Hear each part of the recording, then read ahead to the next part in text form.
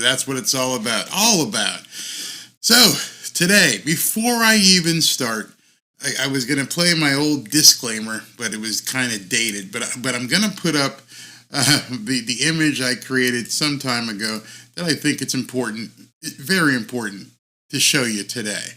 And that image is, in regards to Tua, respect when earned, criticism when deserved.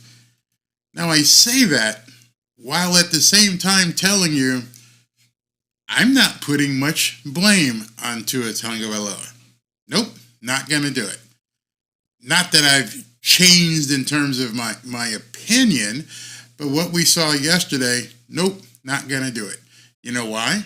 I'm not going to do it because I don't feel that it was something that was on his shoulders.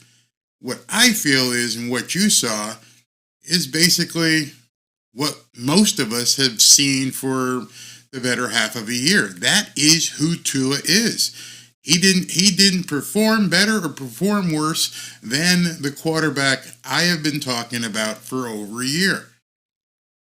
The system, some people don't like this. The system, in my opinion, has created this entire two-and-on thing because Mike McDaniel cooked up this system and devised a way to make do with the skills that Tua Tagovailoa has. And I've been sounding an alarm over and over and over and over. Guys, take a look at this. There's an issue here. Barry, you're a hater. Oh, Barry, you're not a real fan. You're casual, and 9,000 other words that they want to call me. When they're all quiet today, they're all quiet. In fact, the ones who weren't quiet were steadfastly out there trying to convince other people that what they saw last night wasn't what they saw. I don't understand the campaign, the propaganda that's going on out there saying, hey guys, it's just one game. It's going to be okay.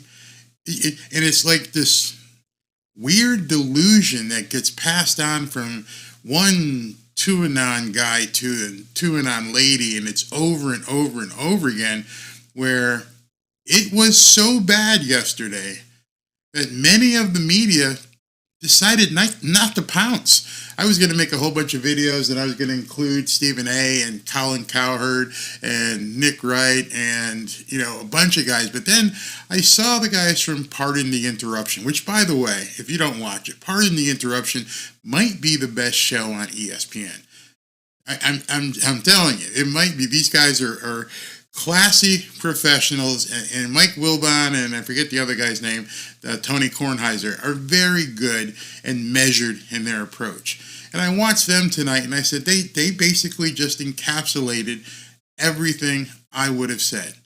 They basically said the Dolphins are out there celebrating, doing all these choreographed touchdown celebrations, and Mike Wilbon pretty much just said, you haven't won anything. You're winning the celebrations, and maybe at the end of the season they can give out an award for the best selling.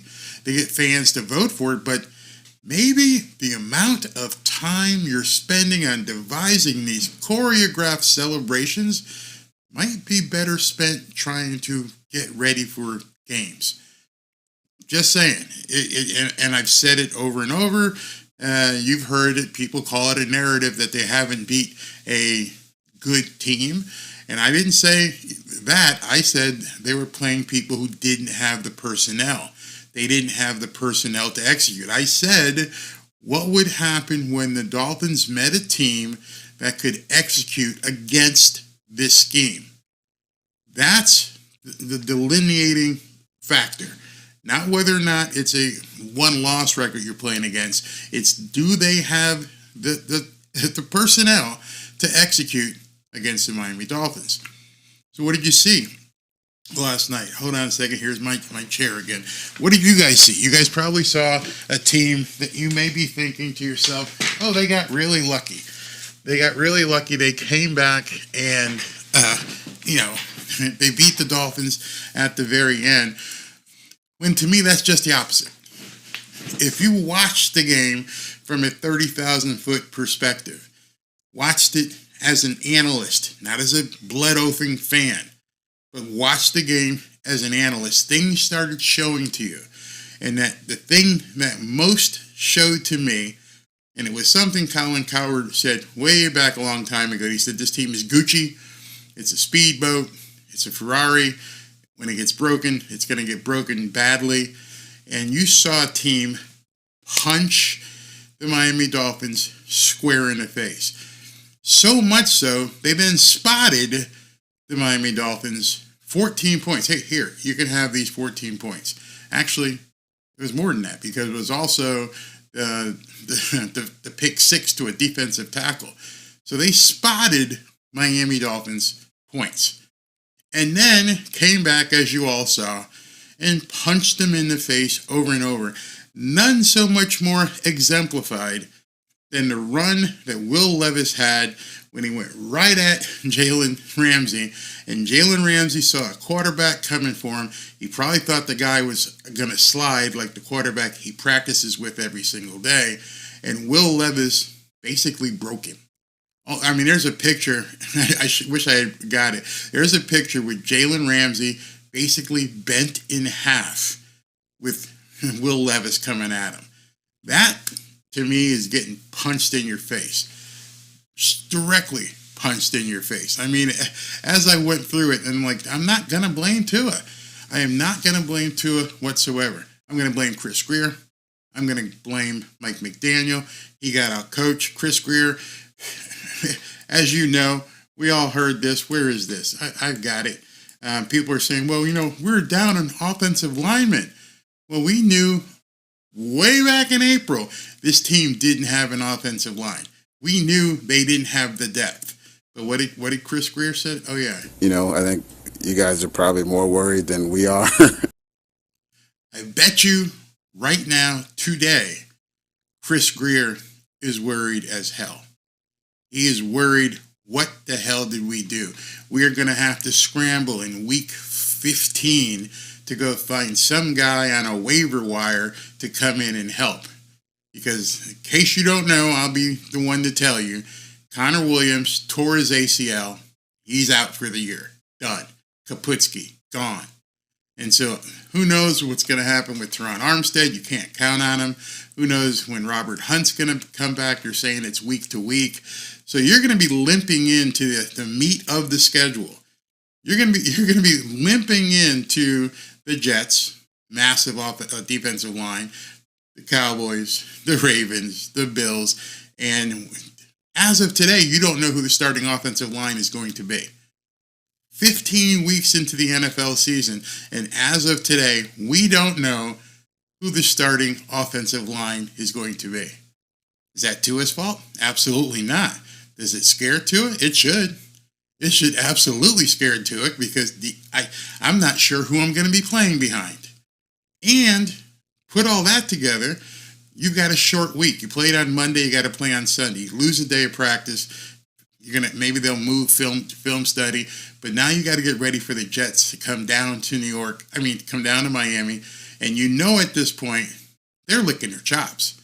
They are absolutely licking their chops because now, for some reason, I don't know what they did to Zach Wilson, but now Zach Wilson has some confidence, and so expect a different New York team to show up. They saw the game yesterday.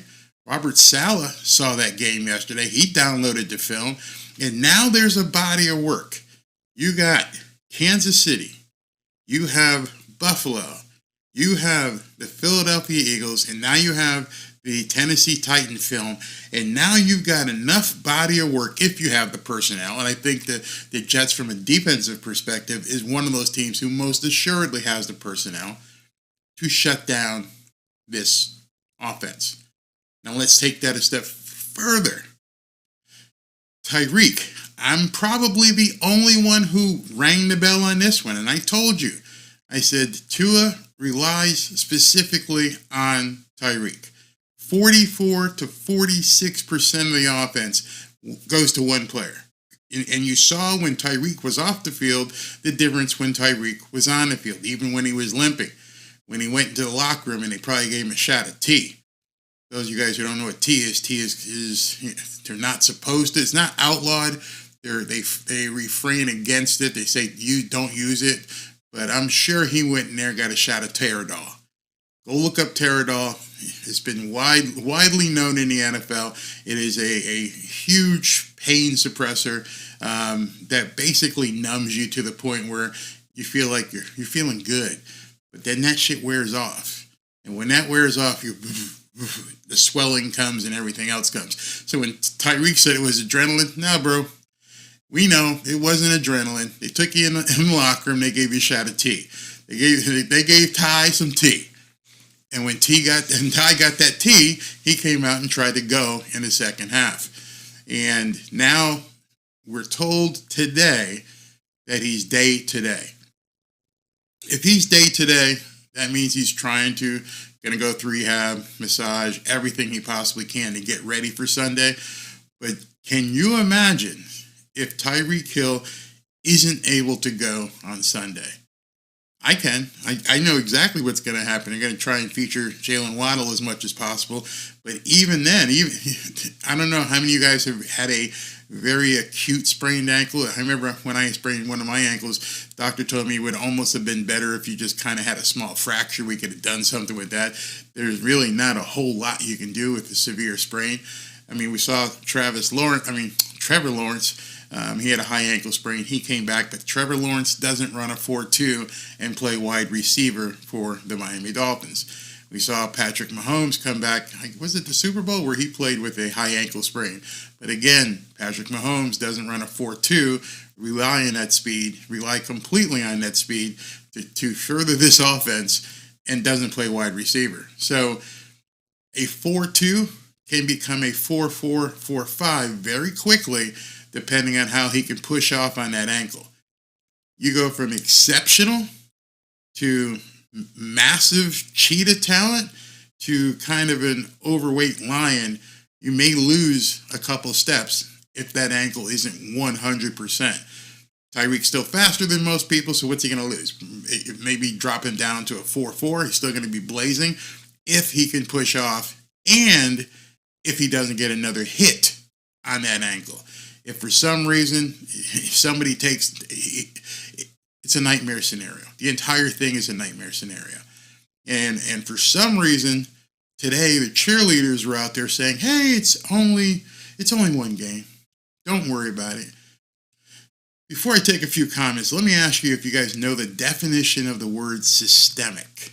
I know we've heard systemic racism and things of that nature where it's just part of the overall scheme. It's systemic. It permeates all aspects of something. Well, the Dolphins have a systemic problem. And that systemic problem you saw completely exposed yesterday is that a lot of people got mad when guys like TD Finstock and some other guys were saying that Tua is a one-read quarterback, and when they said Tua is a spot thrower and things of that nature, don't want to hear it. You don't talk bad about Tua. Again, not his fault. That's what Mike McDaniel designed. You have to understand that Tua's flaws and his enhancements are based upon what Mike McDaniel has designed. So you're going into this week where you may have a hobbled wide receiver to a certain extent. You've got a hobbled offensive line that we don't even know who's going to be playing yet. And you're playing against arguably a very good defense that's going to be pissed off because of their loss last time. That doesn't spell comfort whatsoever. And then when I'm going to show you in the video, you're going to be even more comfortable. So yesterday, I mentioned that I watched Eli Manning before the game, the Monday Night Countdown, before he and Peyton went live. And he said something, and I went, oh, no, don't say that. Don't say it out loud. I said it during the broadcast yesterday. I don't know if you guys picked up on it. Well, he and Peyton, who are masters of looking at film, said that Tua looks to come back, plant, and when he plants, the ball's got to be out of his hands. If he has to pull down, if he goes 1, 2, 3, right there, he's got to throw it. If he has to pull it back down, that's when he becomes vulnerable. What I'm going to show you in a video And it was funny because Brian Baldinger, who everybody loves his breakdowns, people got pissed at him today because he showed this video. You will see clearly, 1, 2, 3, plant. Oh shit, it's not available. Play falls apart. Play falls apart. They took it off the top. They didn't allow things to happen, and then boom, the top fell off. And Dan Orlovsky said it best. Once Tyreek got hurt, you went from having, I know how many of you guys are in the Jersey area or been up in Jersey. You ever go to a Greek diner in New York and the menu is like this much? And I'm like, dude, I just want an omelet. But they have like a 30-page menu. Same thing, Dan Orlovsky mentioned the Cheesecake Factory. And he's like, Cheesecake Factory just got pages and pages of menu. That's the Mike McDaniel's playbook. And all of those plays, not all of them, but most of those plays in there are designed around Tyreek Hill. Then when you don't have Tyreek Hill, you're basically given a one-page menu. And that's what one of the problems was. And people who know ball could see it. You at that point, 44% of your offense went to the sidelines. 44%, almost half.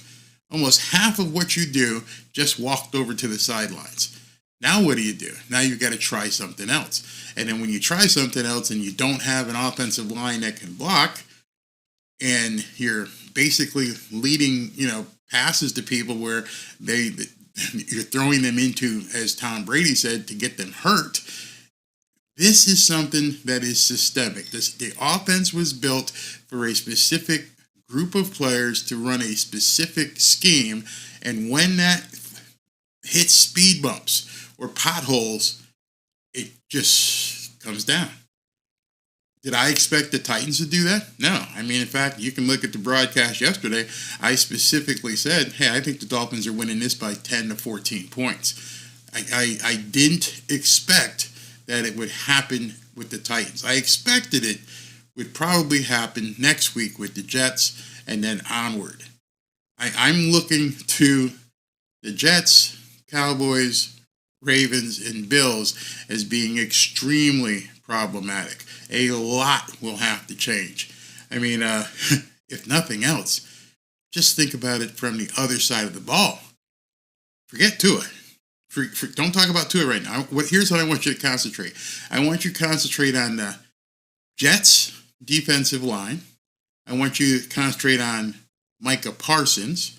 I want you to concentrate on the Ravens' defensive line. And you should know by now the Buffalo Bills' defensive line against this makeshift of characters playing offensive line for the Dolphins.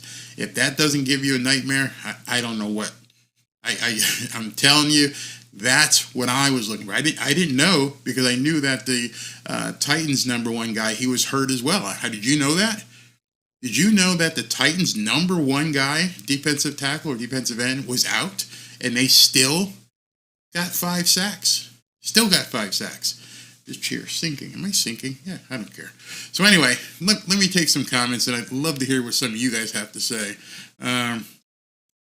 Tua has to get the ball out 2.5 seconds. Levis was back there baking a cake, so it was crazy. Yeah, Simmons. Okay, that was his name. Simmons was out. Let's see. Imagine Lamar on the Dolphins. I'm not going to go there. I know that really ticks people off when they're saying, imagine this quarterback or that quarterback. Here come the Tua disciples. Yeah, of course they do, but that's okay. Hope, this is a good thing. Hope we don't collapse. That's solely on Mike McDaniel. At this point, and he said it in his press conference, I'm probably not going to sleep tonight. Well, you shouldn't. You have a lot to do. I'm going to talk more about it. Let's see. Trav Murray, no, you ain't, bro. You're not going to switch teams. No, they have to run the ball 25 times or they're in trouble from the jump. Somebody has to tell McDaniel. I don't know about that. I mean, I got pissed off when somebody said to me today on Twitter that Mike McDaniel is a young coach and he's learning. And I'm like, Stephen Ross didn't cut a big check and spend all this money for you to come in here and be on-the-job training. He expected you to hit the ground running and build a team and run it so that they could win. This isn't some training program. It's not a vocational school. You win or you're gone. I'm not spending a gazillion dollars so you could learn. That ain't happening. LL Ghoul says, sorry, Barry, the Dolphins showed me who they are last night. I won't be following them anymore. Don't jump ship. There's no reason at this point to hit the panic button, especially as a fan. There's no reason to hit the panic button. We're not the ones playing. We're not the ones out there. But we could experience some pain in watching what these guys do over the next month. We definitely could. There were some pundits out there who were saying the unthinkable. They were saying, and they were saying it with looking right into the camera, that it's a possibility the Dolphins don't win another game the rest of the season. I was like, oh my God. Could you imagine ending up 9-8 again? And then I sat back and realized, yeah, that very well could happen. What would happen if the Dolphins did go and lose the next 4 games? It's entirely possible. Probable? I don't think so. Because at the same token, I'm going to flip it and be an optimist. This same team could win all 4 games. No reason they couldn't. There's no reason why they couldn't be 13-4. The only reason I guess wouldn't be is if Tyreek is not able to go, and if Mike McDaniel doesn't get his shit together. And John said I was still a fan when we had 1 win. McDaniel was worried about cool and being friends with the players, not about being a football coach. Well, I can tell you, and some of you guys who've been around a while and are fans of Don Shula, the winningest coach in the NFL, Dolphins history, biggest coach. Let me ask you a question. Would Don Shula have put up with all these end zone celebrations that they're doing right now when you haven't won the game yet? I think we can all answer with great definitiveness and say, like, hell no. Not only would he not allow it, I don't think the pedigree of the players that he has would participate in that shit. You didn't win. You're celebrating a touchdown. You're celebrating something you're paid to do. What are you celebrating? You get a check to do what you are doing. I remember watching Bo Jackson, and it was amazing whenever he would score a touchdown. And Herschel Walker was the same kind of way. They would hand the ball to the ref. And I remember Herschel saying one point, and then why don't you show any emotion? He goes, because I'll be back. I thought that was the best answer ever. I know I'll be back here. It's not my goal. My goal is to keep going, win national championships. I'm not celebrating just scoring a touchdown. That's why I'm on the team. Perfect. I used to thought that. Barry Sanders, yeah, same way. Those guys didn't do this shit. They just came in and won. Look at the Jets defense. People said, oh, the Jets defense folded in the first game. It's because they had no offense. They were on the field the entire time. I said that earlier about the defense of the Dolphins. Get them off the field. And I said, late in the fourth quarter, we may see some of these effects. And I could not believe I was watching these guys run all across the field. DeAndre Hopkins was just doing what he wants. And I'm like, what's wrong with Xavier Howard? What's wrong with Jalen Ramsey? How are they so wide open? Absolutely. Miami's TD celebrations were bombastic and gay. Just think how much time they spend practicing that shit. It's not something they do easily. It's got to be a bunch of time. My chair is sinking. Come on, chair. All right, so I'm going to fix this one more time, and then if it doesn't fix, I'm going to change chairs and be done with this thing here. Probably put it up by the curb and tell them to take this thing away. Okay, all right, there we go. So I'm up again. One more shot. All right, so since it's not Tua's fault, in my mind, I'm not going to blame Tua. I told you it is what it is. I feel it's on Mike. But at the same time, Tua did his post-game conference, and he said something that just kind of caught me the wrong way. So I want to show you this, and you guys may look at it differently, but me being a little bit old school, I didn't like this. So Joe Shad from the Palm Beach Post said, Tua said, I don't think this is the same Dolphins team everyone thinks about. We have really good coaches and players. It's one loss. No, it's not one loss. It's 4 losses. The world does not end. True. We are human. We will continue to get better. I don't want to hear that from my franchise quarterback, that we will continue to get better and it's just one loss. Well, Barry, you expect him to cry? Do you expect him to, just drop down and say, oh my God, we're in trouble? No. I expect you to say, as I've said before, as a leader, tell the truth. Hey, we stunk it up today. There's a lot of problems we have to work out, and we're going to get together as a team, and we're going to figure out what we need to do to make it work. Because what I posted in response to this was, and I meant it, continue to get better. Only the blood oathers, and you know who I'm talking about, would believe this. The NFL is in week 15. The Miami Dolphins are on a short week coming up against the resurgent New York Jets team. This team should be peaking, not looking to get better. This team should be peaking. Meanwhile, Tua is talking about, quote, getting better. Context is everything. And what I mean by that, context is everything, is the stuff that we saw break down yesterday is not going to be fixed in 1 week of an NFL team's practice. Ain't gonna happen. You can't fix what we saw, like we saw in this game, in one practice week in a short week. I had some people ticked off at me, and I'm like, do you understand how teams practice week to week? Do some of you guys understand how it's not like it used to be? There's not a whole lot of contact, if there's any contact at all. There's a film day, there's a therapy day, there's a walkthrough, there's an offensive and defensive scheme installation, and then you've got your maybe 2 days of practice, and then you got to do your walkthrough. On a shortened week, it's even less. So this week they may have 2 practice days. That's it.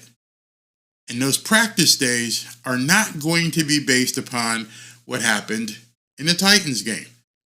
There's no rear view mirrors in the NFL. You don't have the time. You have to look at what's ahead. Now, you do have the chance to say, okay, on this play when we looked at film, this was wrong, so you need to do this.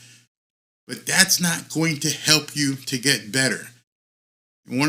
Coaching somebody in the 15th week of the NFL season, when you've had, at this point since August, months and months and months of reps to do something, it's going to be very hard to change.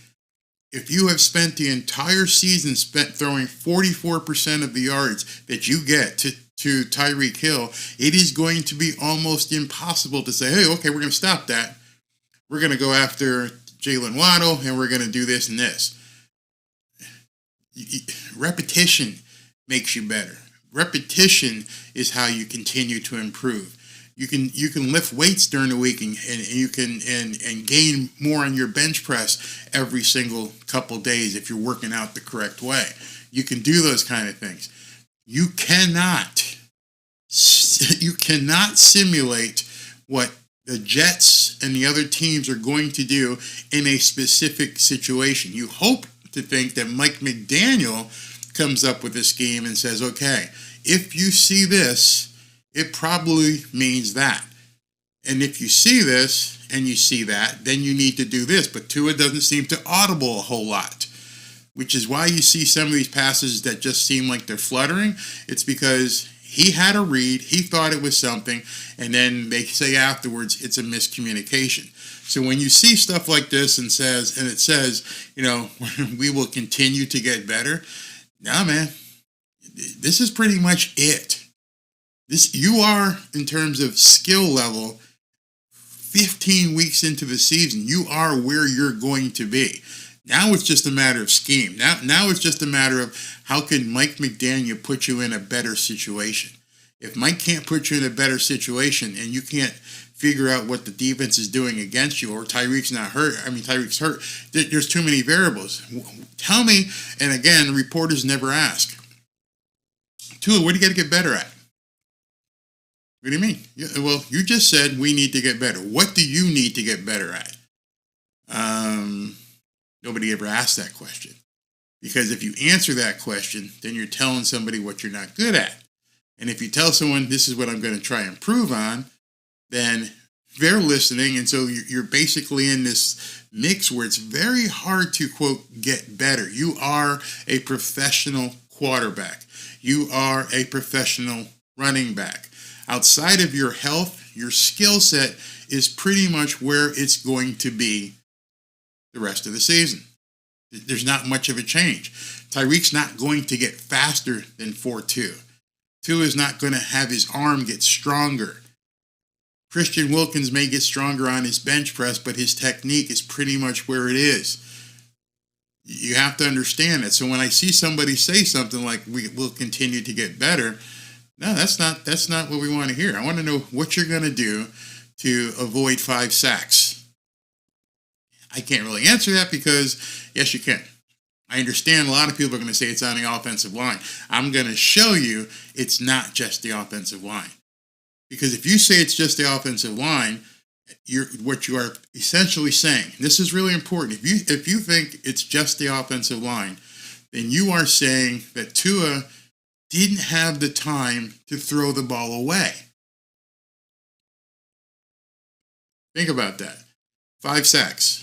Will Levis had 1. 5 sacks. So what you're saying is the offensive line sucks so bad, I didn't have time to throw the ball away. It's not true. Maybe Mike McDaniel schemed you that you couldn't get into a position where you might do, intentional grounding, because at that point, you're stuck between the tackle boxes and there's nobody else around. But what have I been saying since almost day one? Find a cheerleader, throw it to her. But the problem is, and this is one thing I would say to Tua in terms of, quote, get better, when that first read isn't there and they make you pull it down, you have got to get quicker finding your second guy. That's the answer. I would have said, next week I'm going to try harder to find my second guy when I get shut down on my first read. Okay, that's what you can do, because now that's eye coordination. That's why you're looking for somebody else. But you couldn't do it.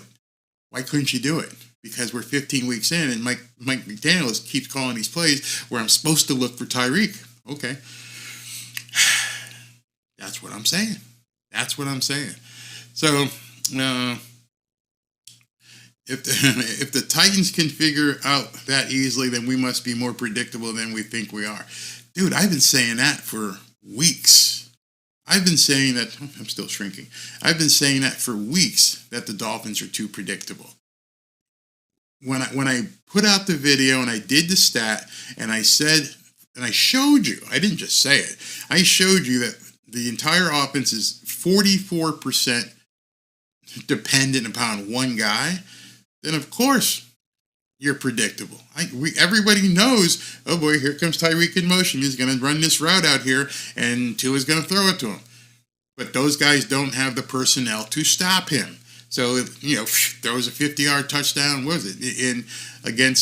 We can go back all the way to the Giants, where for some reason the Giants, Tyreek went in motion. They expected a guy to run across the field and then cover Tyreek as he went north. Boom, touchdown. Washington Commanders, single coverage. Tyreek did a juke, 80 yards, touchdown. Personnel wasn't there. Now you're going to be in a game where it's part of the season where every team you got coming up, they already know your tendencies. Tendencies is what the NFL lives on. I know that on 3rd and X, they're going to do this. And we know that Mike McDaniel won't run on 3rd and short or 4th and short. He keeps throwing passes. There you're going to have to break some tendencies, because now everybody knows what you're going to do. Go ahead and watch the Kansas City Chiefs film. And then here's one other thing. Again, not Tua's fault, Mike McDaniel's fault. The Kansas City Chiefs game, and the Tennessee Titans game. Do you guys know what the common denominator is at the end of the game? I won't have you wait too long. I'll just tell you. Both those games, the last play of the game, the Dolphins didn't get a shot. Didn't get a shot. Both of those games. Talk about getting better. Hey, Mike, when they know you have to convert on third or fourth down, you need to convert on third or fourth down because they're coming for Tua. They're taking away Tyreek if he's on the field. And both of those games ended with Tua on his ass. I can see that film. You can go back and look at that film. Both of those games, we had a bad snap, Tua on his ass. Tennessee Titans, didn't know he couldn't find anybody, Tua's on his ass. There's a problem, systemic. It's happening. And so, yes, it is very predictable. You guys are fighting over not a different thing. Is Tua worth the 6 round? Okay, I don't want to get into the fights, people. I don't think the Titans figured it out. They just played hard and didn't quit. The Dolphins players are posing for the camera. No, they figured it out. I mean, it helped a lot. I mean, tremendous lot that Tyreek got off the field when he was gone. So it made a big difference. That should have been, that's when they feasted, but Mike didn't have a plan to do anything with that. Hello, Ken. Barry, to your point, why don't they roll out Tua? Good question. He rolled out a couple times yesterday, and he scurried off, and one of them, I think, got a first down, maybe got out of bounds. They're hiding Tua. People don't like to admit that. It's not to be said in certain circles. They know the fragility of Tua. You saw Will Levis take on Jalen Ramsey, put his shoulder down, and put Jalen Ramsey and bend him in half. Do you think at all that Tua could do that? He did it a year ago. I remember watching him take on a defensive back, but they can't afford to have him go down. It just can't happen.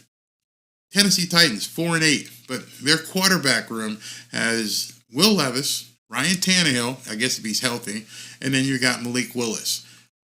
Tua goes down, you got Mike White. That's why I said months ago, quarterback QB1A, QB1B. So they can't have him run out because they can't have him get hurt. Jose says Dolphins will end up 1-3. They could. Purdy is a good player, but that offensive line is one of the best in the NFL. Yep, one of the best in the NFL. They went and spent money. They went and got the guys that they needed, and yeah, they got one of the best offensive lines. Where is this? This is a great comment here.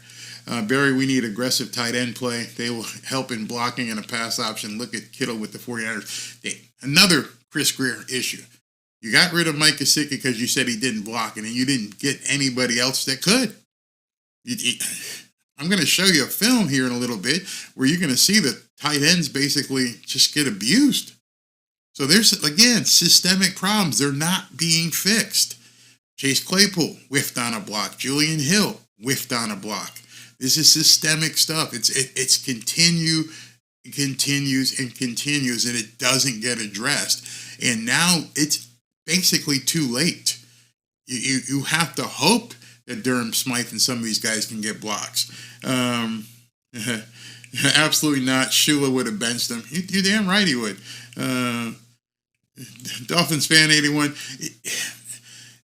They don't want you. I'm going to show you this right now. They don't want you to know the truth. I don't know if people are getting favors from the team or what, but they really don't want you looking at things objectively. And so what I do is, like I said, I'm not bashing Tua today. If anyone here thinks I'm bashing Tua, no. I said he is what he is. You've chosen to go with this quarterback, then you need to work around him. You need to make sure you scheme an offense that makes him successful. You chose it, you own it. So, but the other guys out there, the other fan groupings, and I'm not going to talk negatively about them, but I just want to give you an example here. So here's an example from somebody you guys all know. And again, I'll let Mike response say the whole thing. So this was something that Doug said about after the game. He posted at 9:30 this morning. I understand the frustration with Tua on the final drive. So he thinks it's just the final drive. And on some of the throws, especially the one to Achane where he had so much room and Tua overthrew him on the check down. But let's not act like Tua was the reason Miami lost last night. Not running the ball on 3 different red zone trips, Chubb's penalty, 1 sack on an O-line that is top 5 in sacks, giving up 15 points in 3 minutes, horrible online play, leaving Hopkins open so much, play calling. It was a team loss, not a Tua loss. You're the captain, you're the franchise quarterback, and you got shut down. You basically didn't score in the first half. You can't say it's all those other things' problem. And so my response to that was, which of course I didn't get an answer. Where is it here? It's kind of long, but let me just show you. Okay, this is the problem with the statements, the ones that Doug just made. But let's not act like Tua was the reason Miami lost last night. 1, without Tyreek, Tua was basically inept in the second quarter. Go look it up. Without Tyreek, the third quarter was a crap storm. Go look it up. Number 3, the offense didn't score a single point in the first half. Facts. Number 4, Tua was sacked 5 times.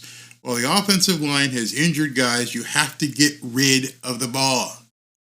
Will Levis was sacked once, and he threw more passes than Tua did. How can that be? How did Will Levis able to negotiate his pocket? Tua went down 5 times. People did mention this. Tua fumbled twice. Oh, it's Liam Eichenberg's problem. It's his fault because the snap wasn't good. That's what you do on the sideline.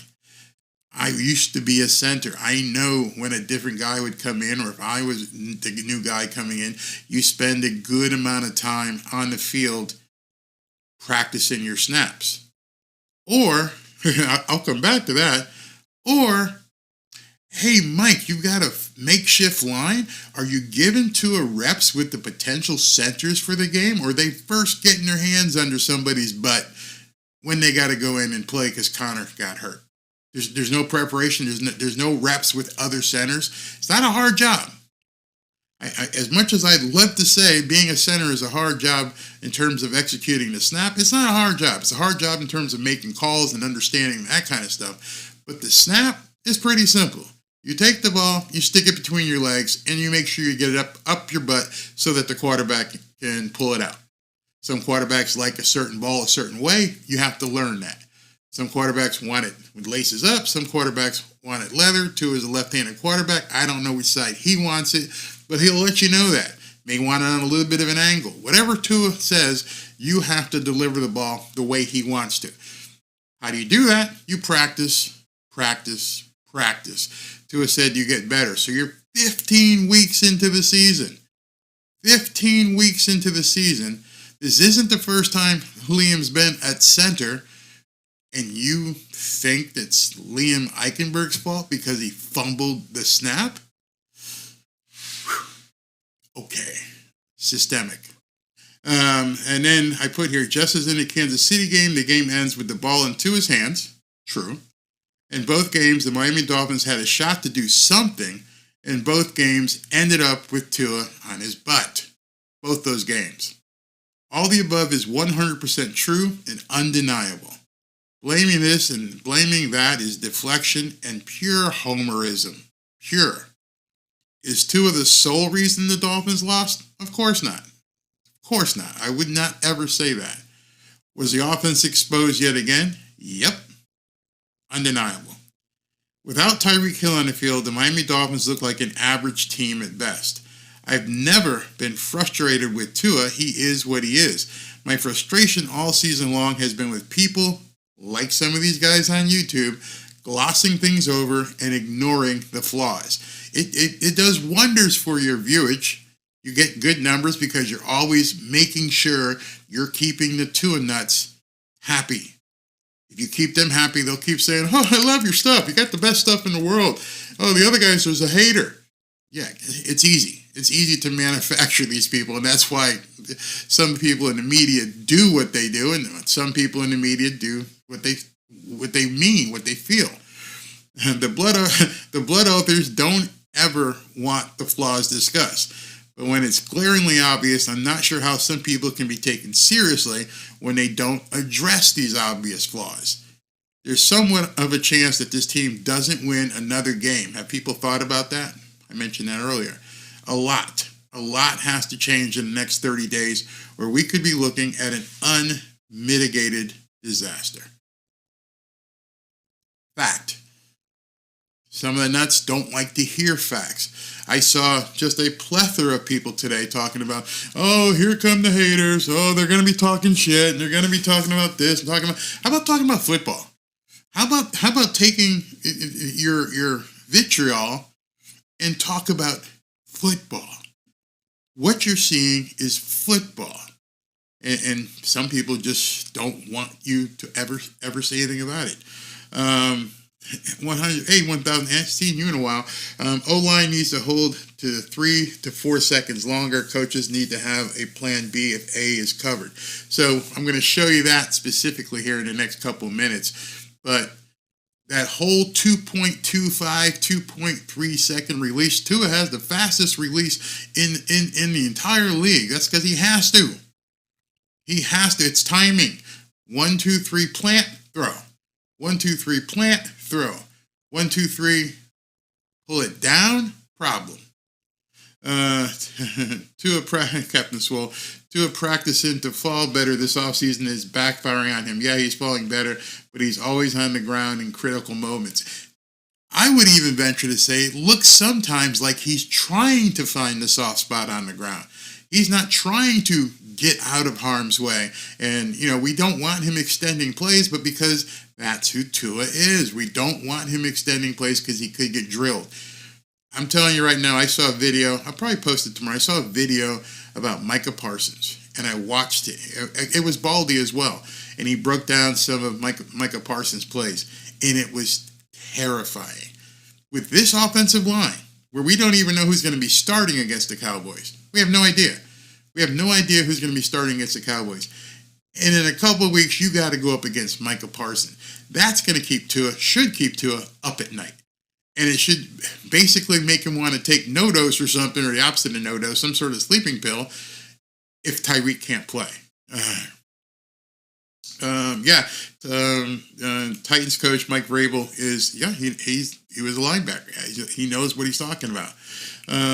Or blame Tua for losing 15 points in the last minute, who actually lost the game. You're never going to be able to say X or Y person lost the game, because when you get down to the final minutes, Tua wasn't on defense. Tua didn't have to defend the 2-point conversion. Tua didn't have to cover DeAndre Hopkins in the end zone. Tua didn't have to defend DeAndre Hopkins when he was running that 30-yard crossing pattern. Tua didn't have to defend that halfback who caught a quick pass and went for 20, 25 yards. So you can't blame a loss on any one person, but over the course of a game, you can say the contributions and what did you do to help. So that's what I'm saying. I said that when I started tonight. Not blaming Tua whatsoever. I just won't do it because this is the systemic problem with the offense. If Tua and Tyreek took over Mike's job, we can't be beat. You talking about Mike McDaniel's job? That's funny. Tua could barely make a first down when he needed. Yeah, I don't think we're expecting him to do that. Sacks sometimes don't inhibit you from winning. Look at Joe B. Last year, most sacked quarterback in the league, and look, we're everyone going to the Super Bowl. That's true. Hey Tom, what are you doing, brother? Tom says here, team couldn't convert first downs. That would have kept the ball away from the Titans. Yep, that was at the end of the game, exactly. Where's this here? This is something. A lot of people were saying this. A lot of people were saying this on Fangio. Fangio didn't adapt. He kept playing prevent. You got a rookie quarterback back there. Why would you possibly sit back and let him just do whatever he wants? So we're at 53 minutes. I want to show you. Oh, by the way, before I do anything else here, I got to show you this. This is pretty incredible. I want you guys to see. Talking about the substance, the magnitude of what Tyreek means to this offense. Check this out. This was on Colin Cowherd's show. The Dolphins are 8-0 when Tyreek gets 100-plus receiving yards. They are 1-4 when he's less than 100 receiving yards. Look at the next stat, points per game. 38.6 when he's 100-plus, 20.4 when he's under 100. Total yards per game, 477 when he's over 100, 336 under 100. Yards per play, 7.3, 5.7 when he's not. That is stunning. I mean, as a coach, you know, you're preparing for the Dolphins this week, and you're like, well, I see what I got to do. I can see specifically what I got to do. I got to make sure that right-hand column is what we do this weekend. Okay, I see. I can see my prescription. My prescription is I got to stop this guy from getting 100 yards of receptions. If I stop him, what do I know? If I stop Tyreek, I know I'm cutting down on that 44% of the offense. Can he change this in 1 week? Can Mike McDaniel change his entire offensive philosophy of featuring Tyreek Hill in 1 week? Gonna be tough. Gonna be tough. It's even more tough when you have to do it mid-game. Tyreek goes down. But that is a graphic, again, fact. When you're talking about people saying who is an MVP, we saw yesterday. Obviously, if he got the 2,000 yards, it would be Tyreek. The Dolphins just completely implode when Tyreek's not on the field. Anybody's fault? Just Mike McDaniel's. Not Tua's fault. Tua is trained to look this way, hit number 10 as often as you can. I'm going to scheme an offense where he's going to be doing all kinds of motion and wheel routes and everything. You're going to take 2 steps. You're going to throw it to where Tyreek's going to be. Okay, I can do that. I can do that over and over. He's so fast. No problem. I'll throw it there either way. But that's not Tua's fault. That's what he's been trained to do. So, you know, it's a whole different thing. That's not hating on Tua. That's what Mike McDaniel has asked him to do. So when you look at that stat, and I'll put it up once more so you can look at it. 1-4 under 100 yards. 1-4, only 20 points per game. You know what that means? You're putting a lot of damn pressure on your defense because you're not scoring.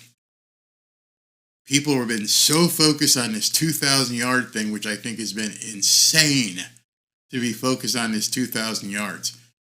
Now, with what happened against the Titans, he needs 114 yards per game the rest of the way to get to 2,000 rather.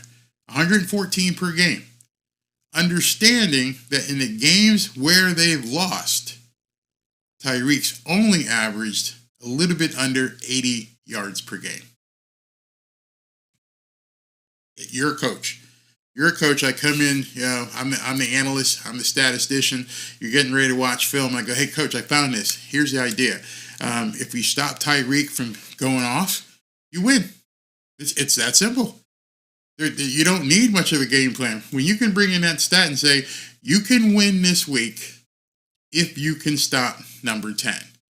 Not number 1, not number 31, not number 28. If you stop number 10, you're going to win. All right, so as a defensive coordinator, I'm going to sit back for the next month. I'm going to continue to watch Dolphins film, and I'm going to say every time he does this, this is what you need to do. And do me a favor. If you get a chance, punch him in the mouth. I don't mean literally. I mean stick the hell out of this little guy as often and as hard as you can. We're going to make him think twice about coming over the middle. We're going to make him think about getting some alligator arms out there when he's looking for the ball. You need to do whatever you can to slow him down. And so what's happening? In the next 4 games, they're playing some of the most physical teams in the NFL. That's what scares me. We're not playing other guys that run around doing all this shit. We're playing 4 teams in a row that love to roll up their sleeves, have a bar fight, and punch you in the friggin' face. Miami, with their broken offensive line and their mixed match guys are signing off of practice squads and all this other kind of stuff with a hobbled Tyreek, are you prepared to walk in the ring with Mike Tyson and go 15? Are you ready? Well, I'm going to prove you're not right now. All right, so bear with me here. I'm going to play this video. So what I'm going to do here is I'm going to play this video. I'm going to stop it a couple times. I'm going to leave Baldy's, his narration on it. And then I'm going to play it without his narration to show you even closer what he's talking about. I know a lot of people didn't like the way Drew Brees stopped and started, but that's how people watch film. So I'm going to do the best I can to do my coach job here. You get a little coaching session. You guys ready for some coaching session? All right, so I'm going to play this the entire way through. I'm not going to say anything, and I want you guys just to listen to what Baldy says, how he says it, and just watch. No Jeffrey Simmons last night for the Tennessee Titans, but everybody else went to work, including Harold Landry, coming off the edge right here and just harassing Tua. They all did. Autry and Weaver right there, and he can't get the ball out of his hands right there to his rookie running back, Achan. So you watch this right here, and it was just one big stop after another. Like right here on 3rd and 3, is it a touchdown or is it a field goal? And here comes Arden Key around the outside. And then he goes down. Watch this. Is this a feeding frenzy? Do you guys like to get to the quarterback or what? I mean, they all get there at once, right? Alshire, Autry, Landry, Key. And then you watch this right here. And here's Arden Key just coming off the edge right here. All right? And Tua is just going to go down. Tight end tried to come over there, couldn't get to him. And then these twist stunts started coming. At the end of the game, 13-13 in the fourth quarter, Arden Key, there it is. He comes around the corner, here comes Landry to come finish. And Tua couldn't get away. And then this one right here. This one, 28-27. That stunt worked so good. 26 seconds to go in the game. Here's that stunt again. And Landry getting right in the front of Tua. Hands up, can't see over him. Landry finishes it with a hat trick. The front went to work. Harassed Tua all night long. No touchdown passes. Did a great job. Tight. All right, so you watch that full through. I didn't stop it. I'm going to stop it now. I'm going to turn off the volume on this so I can talk to you and show you some things with this video, because this video is going to basically tell you a lot that you probably didn't focus on when you're watching the game. It's a perfect breakdown of the offensive line, and it's an even bigger microscope onto what Tua is doing. All right, so let me see if I can get this queued up. All right, so there's Tua. He's back. He's ready to take the snap, and here comes the snap. Guy goes in motion. Okay, everyone kept harping on the guys. It was the non-starters. It was an offensive line that wasn't that good. Everybody knows that 73 on that, as you're facing this, 73 where number 58 is. Everybody knows that's Austin Jackson. That's a starter. That's a guy who they've been saying has been playing fantastic this year. Getting all kinds of awards. Just signed a big contract extension.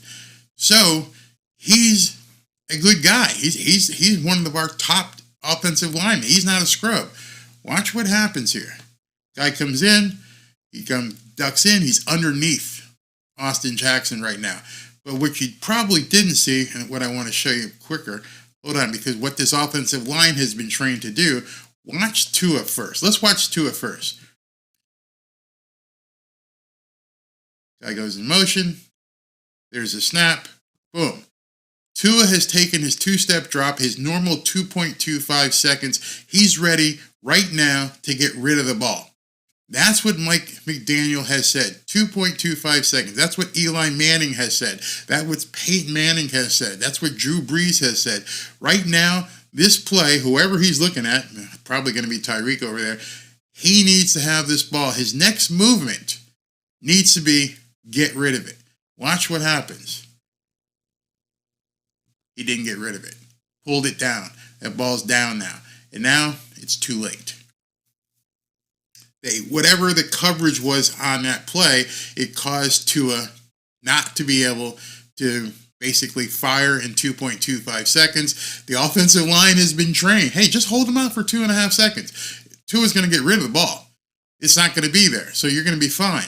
So Austin Jackson, in basically doing his play here, he pushes the guy outside, and I guarantee you at this point, Austin Jackson expects that this ball is going to be out. He doesn't expect that Tua is still going to be holding on to it. Hey, see, I'm way outside here. Tua, right now, you're in a position to throw it. Austin Jackson, AJ's like, hey, I think I'm pretty good. This guy's, coming after Tua, but he should be getting rid of the ball any millisecond. He doesn't, and now you got a guy coming in for a sack. Notice that Tua was within the tackle box. So right now, you really can't throw it away because it would be intentional grounding. Defenses know that. Mike keeps him in the tackle box. He's got to eat it right then and there. If he doesn't throw it, he's going to eat it. And so, boom, he goes right down. There, he tries to get rid of it. Good throwaway. But he had to get rid of the ball. So that's not a bad pass. He's like, I can't take the sack. All right, next play. I mean, because some people looked at it as a bad throw. I wasn't a bad throw. I'm just trying to get rid of the ball so we don't take a sack. All right, play didn't work. Now, again, here we go. You can see Austin Jackson to the right, Lee and Eichenberg in the middle. Tua is going to get the ball. This is really telling. Takes that step, 2 steps back, boom. Any other game, this is what Eli Manning and Peyton Manning were talking about. Right now, his next movement, that ball should be gone. He's expecting to take a 2.5 second drop and throw that ball. It's out of his hands. But look what happens. Oops, it's not there. I got to pull it down. Play's over. At that point, you can see it clearly. He came back. I'm ready to throw. Oh, shit, it's not there. I'm within the tackle box. I don't have anybody I can throw it to. I got to pull it down. The offensive line, this is where people lie to you and say the offensive line collapsed. Look at that offensive line. Look at it. He's fine. There is no problem right there. They've got the guys held up. It's because he had to pull it down, and then when he pulled it down, now he's taking his look at his second receiver. That guy's covered. Now it's like serious oh shit. And now I'm going to try and get out of here. That period of time that Tua took is normally a completion, or at least he's thrown it. And now the offensive line, you can still look. They're up there. You can see Eichenberg's number. You can see 66. And he's trying to, I'm going to fall down. Nowhere to go. Couldn't throw it in 2.3, 2.4 seconds. All right, so he goes down. And then, of course, everybody comes after him. Next play. This is what people don't want you to see, don't want you to look at. Here's Tua. He motions for whoever's going to come running across, and same thing happens. Here comes the motion guy. Tua's going to take his normal 2-3 steps. Boom. Right there. That normally means the ball's gone. There's nobody around him. That's why he's been so fast in getting rid of the ball in 2.5 seconds or whatever that number is. He's planted. He's ready to throw. Oh, shit, there's nobody there. I'm looking at my second read. There's nobody there. And now I'm in deep shit trouble. Offensive line has been doing what they've been doing all year. You're seeing what happens when somebody takes his reads away and there's no place to go on that first trigger, and now you're dead meat. You're absolutely dead meat at this point. Next play. To his back. Looks like we're going to focus on AJ again here. Watch him come back and take his normal steps. Boom. Right there. Offensive line holds the team out. That ball's got to be out of there. He's used to being, everyone watching this video tonight understands Tua has been throwing in 2 point something seconds. What happens when and Eli Manning said, you put that plant foot down, boom, there's your plant foot. The next movement, that ball should be out. That's what Tua has been taught. That next movement, that ball should be out. Look at the linemen. They're far enough away now where they've done their job according to the offense that Mike has schemed out. But now what happens when it's not there? Oh, shit, I can't throw it. Now I can't throw it. I got to pull it down. And now my offensive line is breaking down because they're used to me throwing. Can you see that? If he had thrown that in that 2-second window, there would have been no sack. But now it's like, oh shit, what do? I'm going to get crushed again. This is systemic. You're not going to change this in 1 week. All right, line up again. There's Tua. These are all different plays, by the way. This isn't the same play being run.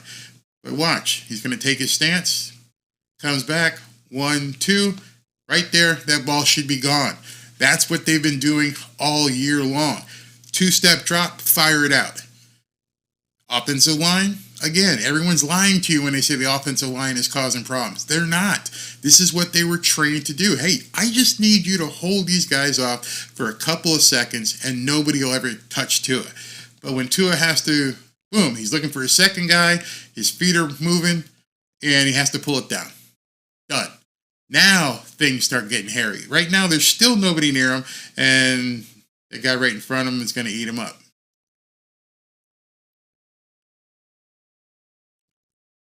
I don't know if anyone has shown this to you in this way. This is something that's pretty wild. I think that's pretty much it for that.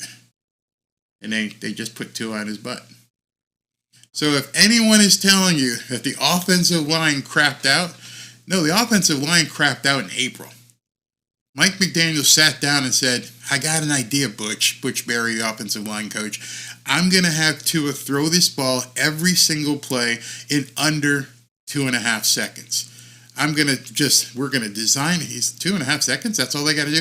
Just give me 3 seconds and we'll be fine. Whatever lineman you guys put up there, you do this, give me 3 seconds. We're going to be fine. Okay, I think I can pretty much get anybody to do that, Mike. How are you going to do it? Because by the time 3 seconds expires, Tua's throwing to Tyreek on a wheel route or to Jalen coming through. He's getting rid of the ball. My offense is designed for a 2-step drop plant throw. I don't want him having to make something happen. Boom, boom, boom, 2 steps, throw the ball. What you saw with the Tennessee Titans is he came back. He planted, and it was like, oh, shit, what do I do now? That guy, whoever I'm looking at, if it was Tyreek, is not open. So on the flip side, you got defenses going, hey, listen, they've highly publicized the fact that Tua has the fastest release in the NFL. And he's getting rid of the ball in 2.5 seconds or less, and he's not getting sacked. And I'm a defensive coordinator. Well, if I make him pull the ball down, if I make him pull the ball down and hesitate, then things are probably going to break down. Yep, that's exactly what happened. And when I say pull the ball down, what's really interesting here is, and Baldy said it, let's see if I can get this play. Okay. Let me push over here. All right. Look at this play. Look what happened there. All right. So when you're seeing Tua, here, watch this. Watch number 58. They teach you this, and I'm sure they're talking about Tua. Look what he said. When you can't get there, jump and put your hands up in the air. This kid is 6 feet, maybe 6'1". Again, it's not necessarily to deflect it. It's to make Tua pull the ball down. It gives the other guys time to come after you and encircle you at that point. And he just jumped up, and whatever you can do to put speed bumps in the way of this team is going to help them to be defeated. Speed bumps. Don't have to stop you. Just got to put speed bumps. If I put speed bumps in front of you, the offensive line isn't there to block for 4 or 5 seconds. And if you're not getting that ball out in 2.5 seconds that you've been doing the entire year, that's why I was saying it's systemic. That's why I'm saying this is not something you can really change in 1 week. I don't know how you change this in 1 week. This is going to be something that Mike McDaniel will see very quickly. You'll see it come Sunday. Did Mike McDaniel make a change where Tua is now able to drop back further and they're not going to go with this quick 2-second release? Because teams, that's the part they figured out. The part they figured out is if we can stop him from throwing the ball in 2.5 seconds, one, he's trapped behind the tackle box, so it's going to be very hard for him to just throw it away. So it's not, intentional grounding. And then just get your hands up, and then the offensive line is going to get beat with athleticism. I can tell you right now, with no unequivocation, if you guys can look at this, you can look at this yourself and imagine one of those guys being Micah Parsons. If you can't stop this defense from doing stunts and coming after Tua, and look at the backside, completely. That's Julian Hill. Complete. This is why you get a tight end. You get a tight end so that your quarterback isn't real. There, look, he's so late coming over. He's so late coming over. You think you're going to do that with Micah Parsons? Boom. No. That's it. That's terrifying if I'm Tua. You're not going to stop Micah Parsons with Julian Hill. He's going to eat you alive. But this is the kind of thing I look at and I try to focus on. And I know it's funny because I can present this stuff to you on Tua Tuesdays because I know nobody else is. I know nobody else is going to show you this stuff and go, I want you to take a look at something. Barry's not going to make shit up. I'm going to show it to you. And that's what I try to do. All right, so let me close with some comments here. Yeah, Jadeveon Clowney. Yep, absolutely. Let's see. I like educated people, and you're not showing it. Not showing it? Huh? I don't get that. CCR says it's not fixable. 2 is a 13 wonder look you can't fix. Stupid. Dude, that hurts. That hurts, man. The defensive delay of game penalty. Okay, so that's another one people are freaked out about. When you're on the defensive line, you're saying all kinds of things. You're moving stuff. You have to be.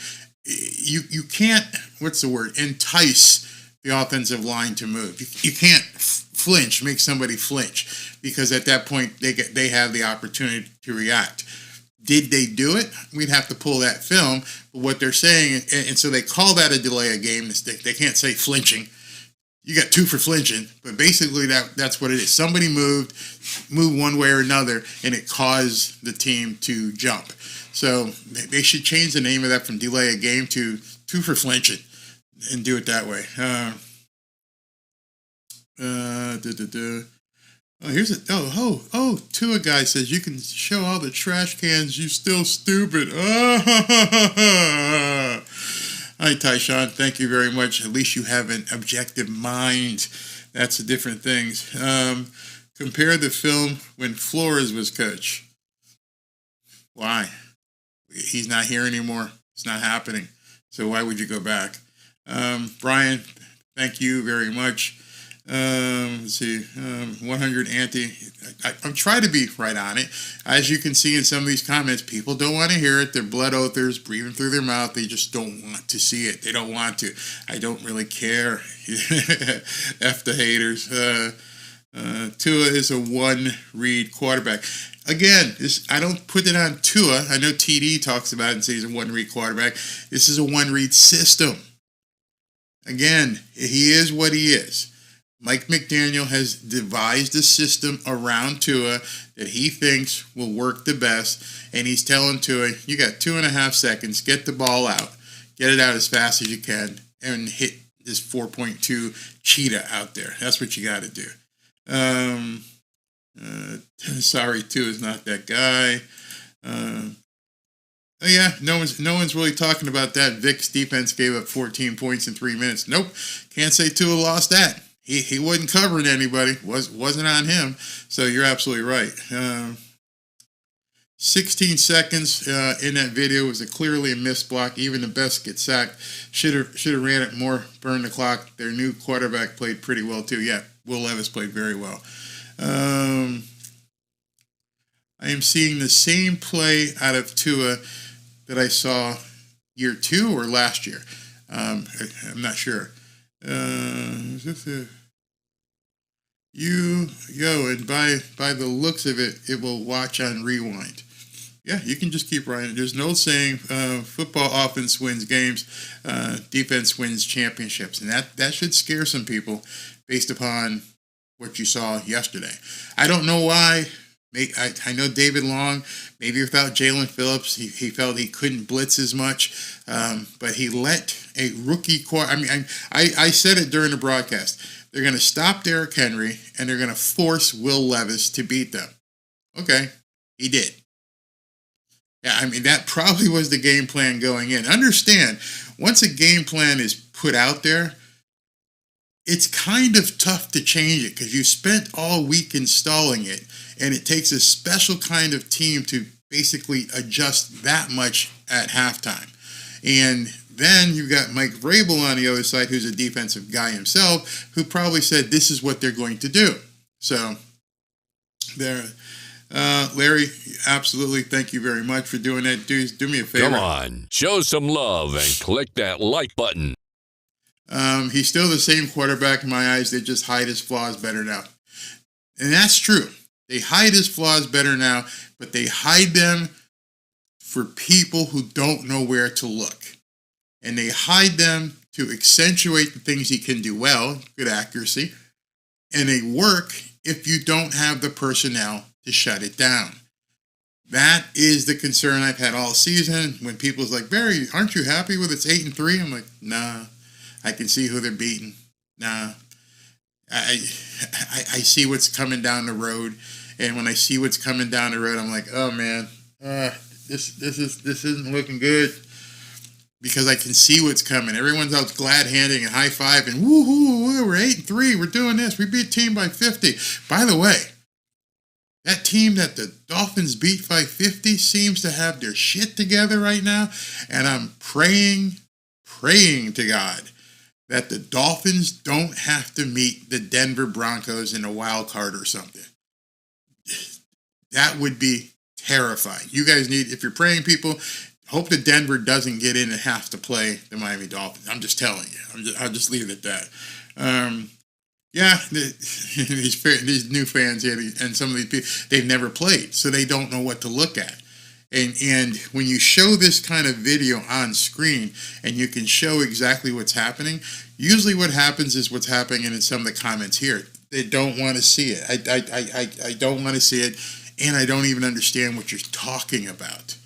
All I know is we're 9-4 and we're going to the playoffs and it's great. And so when the sledgehammer hits them upside the head, they go, "What the hell happened? How did this happen?" Well, I've been telling you all season. I've been saying it all season. People call me a hater. I've been saying it all season. That you're coming to the point where that comeuppance is going to be there. There is nothing you can do about Micah Parsons. There's nothing you can do about Jadeveon Clowney and some of these guys. Nothing you can do. Von Miller's still playing for Buffalo. He's not arrested. He's arrested, but he's still playing. They're coming for Tua.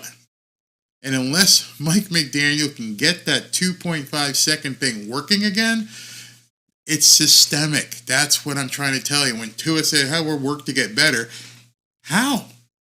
What are you going to do to make sure people don't take Tyreek off the board? Nobody asked that question. Hey, Mike, what are you doing in case they take the top off the offense? They don't allow you to throw to Tyreek deep. What are you going to do?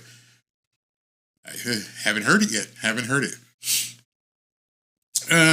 Both sides of the ball, penalties kill this. 2 times Tua slight hurt versus Tua is a great quarterback. Couple sacks, less huddle could help. Yeah, but I think you're overlooking the fact of what they're doing to Tyreek. And hopefully Tyreek can play. I mean, that's a big thing. If Tyreek can't play, we're in big trouble. These fans couldn't play football. Being criticized in film sessions happen every week, no matter how great you play. I'm going to close with this, because there's been a lot of crazy shit going on about Brian Flores and how hard he was on Tua and, quote, he broke him and all that kind of crap. And I'm thinking to myself, number one,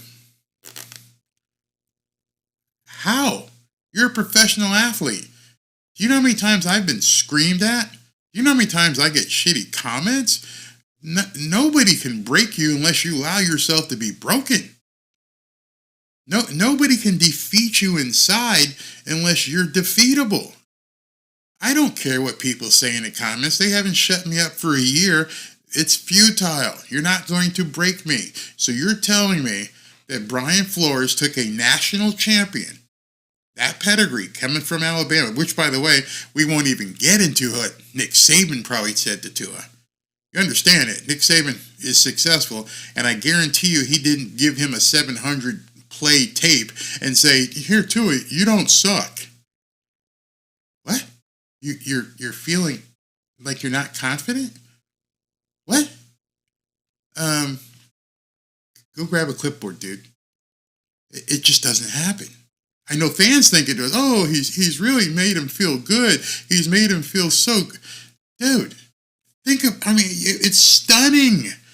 Stunning that people look at the stuff that was said about Brian Flores and how Tua reacted and how he had to make a 700 play tape because he felt that he sucked and I had to convince him that he didn't suck. And I'm like, you're talking about a professional football player making $20 million a year and you had to prove to this one person that they didn't suck because they got screamed at by Brian Flores, and you've got fans out there saying, Brian Flores, he almost ruined him.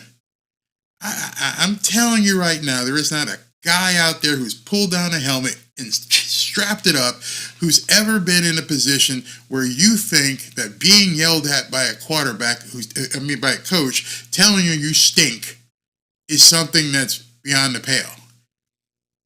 When you're in high school and you make All-State and you think you're the BMOC, there's a coach out there who's going to say, listen, I don't care who you think you are, but you're not where you need to be. My iron being sharpened came from people knocking me down, not building me up and saying, oh, you're fantastic. Everything's great. You're the best quarterback I've ever seen. The top lineman. I've never seen a lineman like you. You're the top. What? Hey, dude, you're slow. Really? Yeah, you're too slow. Get your ass out there and start running. Matter of fact, do me a favor. Meet me here every morning at 6:30, and I'm going to have the PT guy here checking your times. True story. Get your ass up every single morning, be at the field house at 6:30, and you're going to run. Or you're not going to play. It's that simple. You need to get your wind up. You need to get your speed up all summer long. 6:30 in the morning at the field house. You miss it, just keep running out the back door. True story. True story. I'm like, okay. And you know what most of us take that as? Most of us take it as something called a challenge. Oh, you think you can beat me down? Watch.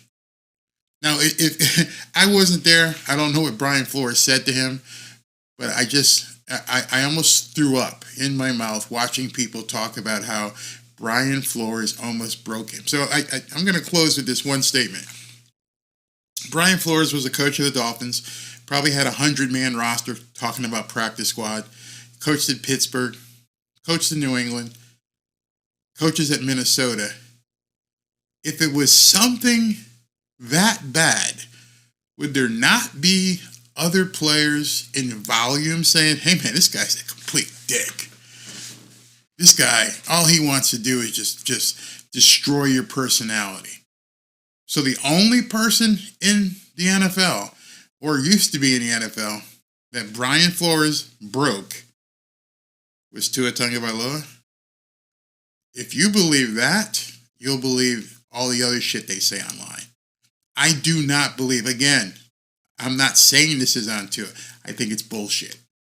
I think it's something that was designed to help the media and to help Mike McDaniel get this team to a certain place.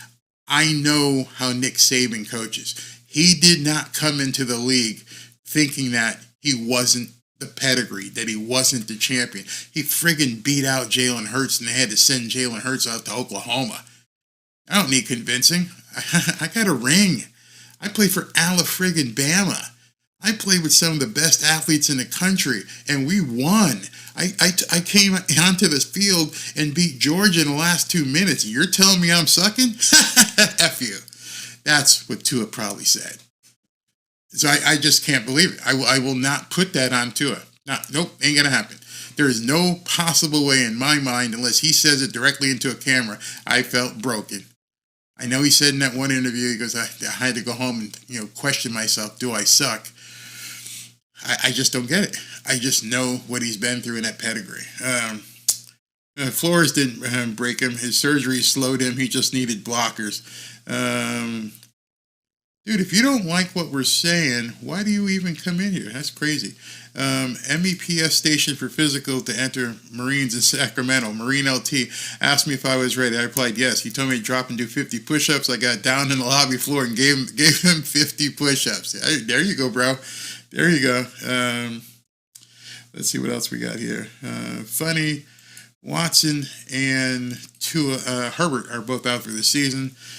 Yeah, they are. That's okay. Didn't Minnesota just pitch a shutout? Yeah, 3-0, I think it was. Right, exactly, 3-0. So that's all I'm going to go with today, and hope you guys enjoyed it. Got some information that you hadn't seen elsewhere. I know there's a bunch of you guys in here don't want to hear it. That's fine. Thanks for showing up anyway. Go ahead and hit the like button. Come on, show some love and click that like button so other people can hear it. And I'll talk to you guys way before Sunday. We're going to do some videos this week. And don't forget, oh, wait a minute. Do I have that here? Where is it? Hold on. Where's my little promo video thingy here?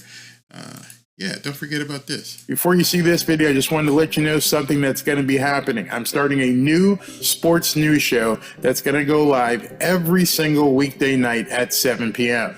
So please tune in. I'm going to be covering all the sports, everything that ESPN probably doesn't want to cover. You can find it at 7 p.m. every single weeknight. We're going to talk basketball. We're going to talk football. We're going to talk college football. We're going to talk all kinds of things, and I'd love for you to join me. All right, yeah, please join me short this week because they had Monday Night Football, and then tonight's Tuesday, and then the rest of the week, Wednesday, Thursday, and Friday, I'll be doing my new show at 7 p.m. Hope you guys can tune in. Thank you very much for showing up tonight.